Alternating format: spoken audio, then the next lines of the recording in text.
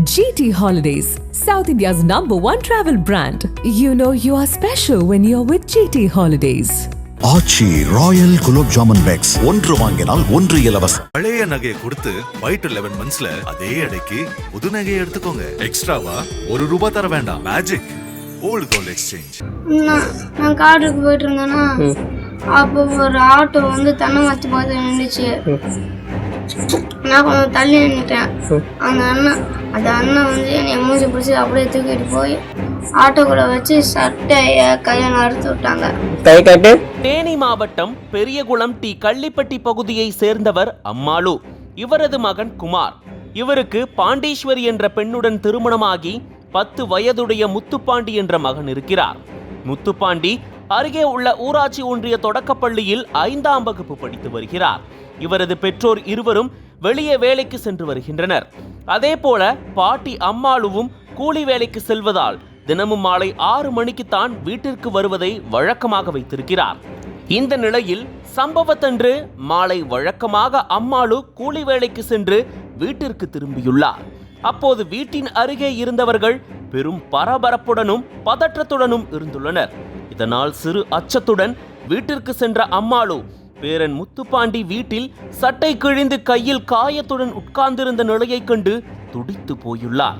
என்ன நடந்தது என்று சிறுவன் முத்துப்பாண்டியிடம் கேட்டபோது வழக்கமாக மாலை 5 மணிக்கு பள்ளி முடிந்து வீட்டிற்கு வந்துள்ளார். பிறகு இயற்கை உபாதையை கழிப்பதற்காக அருகே உள்ள காட்டிற்கு சென்றிருக்கிறார்.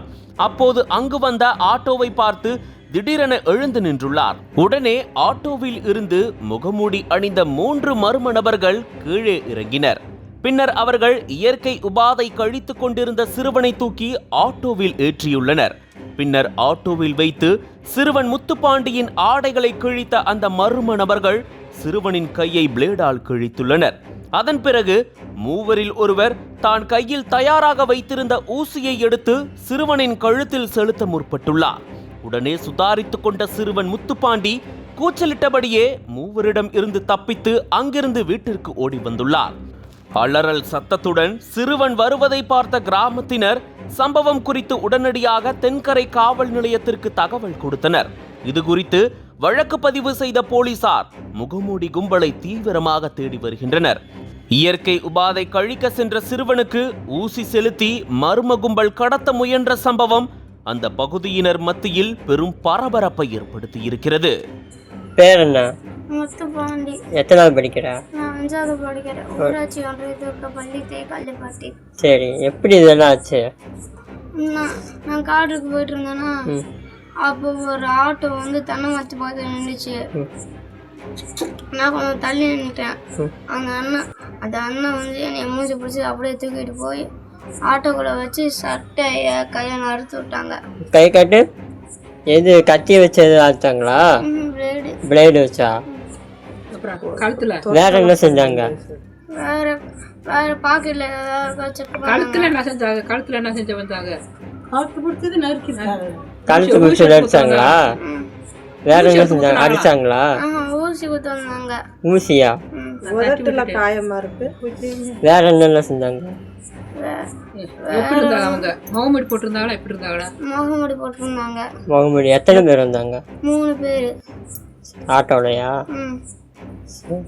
ஊசிக்குள்ள எது இருந்துச்சா? வெறும் ஊசி வச்சிருந்தாங்களா? ஊசிக்குள்ள ஒரு தண்ணி மாடி இருந்துச்சு. போட்டு விட்டாங்களா? அதை வச்சு மிரட்டினாங்களா? அவனை மிரட்டல, அவங்க பேசவே இல்லை. ஊசி குத்து வந்தாங்க, அதை தட்டி விட்டு ஓடி வந்துட்டேன். அப்புறம் இந்த ஜோப்புல காசு இருந்துச்சு, இந்த ஜோப்புல மாத்திரை இருந்துச்சு. இந்த ஜோப்புல காசு இருந்துச்சு, இந்த ஜோப்புல மாத்திரை இருந்துச்சு. காசு எடுத்துட்டு போயிட்டு பிளேடு வச்சு கிழிச்சு விட்டுருக்காங்களா? அனல் பறக்கும் செய்திகளை அப்டேட் செய்து கொள்ள நக்கீரன் களத்தை இப்பவே சப்ஸ்கிரைப் பண்ணுங்க.